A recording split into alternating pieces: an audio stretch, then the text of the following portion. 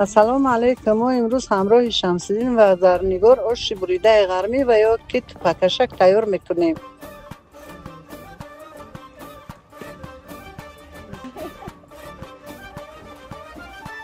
رفتم سر نودونه دیدم غرمیه با عیون قرار تغیید آبی گرمیه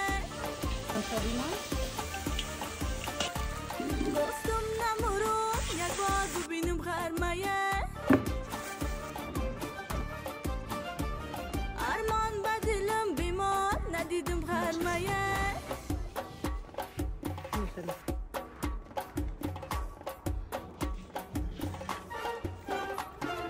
قدکی بلنش صدقه ابروی کمش صدقه قدکی بلنش صدقه ابروی کمش صدقه خالکی سومش صدقه دختره کار غر میره خالکی